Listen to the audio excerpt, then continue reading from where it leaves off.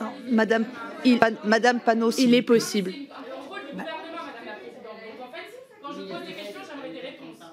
Madame. Est-ce qu'il y allait avoir une recentralisation de l'aide sociale à l'enfance? J'aimerais des réponses. Non. Merci Madame la Présidente. Ce n'est pas l'État qui éduque les enfants, mais les parents. Juillet 2023, Éric Dupond-Moretti. J'appelle tous les parents à la responsabilité. Juin 2023, Emmanuel Macron. Depuis plus d'un an, vous rivalisez d'ingéniosité pour culpabiliser les parents, amendes, sanctions, travaux d'intérêt général. Pourtant, le premier parent irresponsable, c'est l'État. Car sur toute la ligne, l'État est défaillant en matière de protection de l'enfance, défaillant en matière du respect des droits des enfants placés. Seuls 13% des enfants placés obtiennent leur brevet des collèges, contre 80% en population générale. La moitié des mineurs qui se prostituent viennent des foyers de l'aide sociale à l'enfance. 40% des personnes sans domicile fixe de moins de 25 ans sont des anciens enfants placés. Depuis longtemps, nous alertons, les chiffres sont révoltants, mais derrière les chiffres, il y a des noms et des tragédies personnelles qui sont chargées de vos manquements. En octobre dernier, Méline, qui avait seulement 11 ans, a été retrouvée pendue dans son foyer de l'Oise. En janvier, Lily, 15 ans, a mis fin à ses jours dans un hôtel où elle avait été reléguée puisque vous n'aviez pas publié les décrets de la loi Taquet de 2022.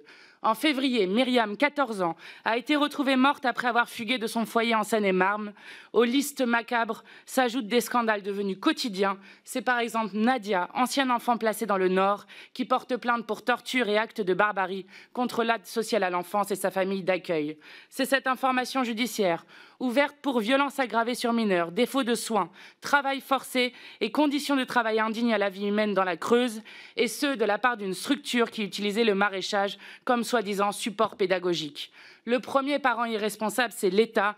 Vous avez encore aggravé la situation avec l'ignoble loi immigration qui exclut les enfants étrangers conformément au programme de préférence nationale de Jean-Marie Le Pen. C'est vous qui avez voté la rupture d'égalité des droits entre les enfants de l'aide sociale à l'enfance selon leur nationalité. Le premier parent irresponsable, c'est bien l'État. Recentraliser l'aide sociale à l'enfance devient inévitable. Quand allez-vous débloquer les moyens à la hauteur des besoins? Quand sera recentralisée la protection de l'enfance pour s'assurer que les enfants placés soient protégés de la même manière, quel que soit leur lieu de vie? Et quand allez-vous obliger les départements à remplir le registre national de suivi des enfants placés? Madame la Ministre, c'est à vous. Eh bien, il faut agir. Agir, pas jeter en responsabilité les uns les autres. Moi, ma responsabilité, c'est que les drames cessent. C'est qu'on ne se retrouve pas seul, sans accompagnement ou encore avec des sorties sèches, parce qu'il y en a.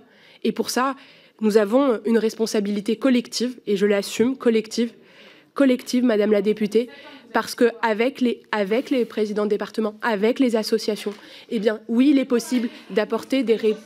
Madame Panot, il est possible.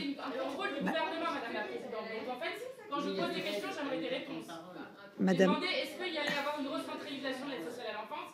J'aimerais des réponses. Madame Panot.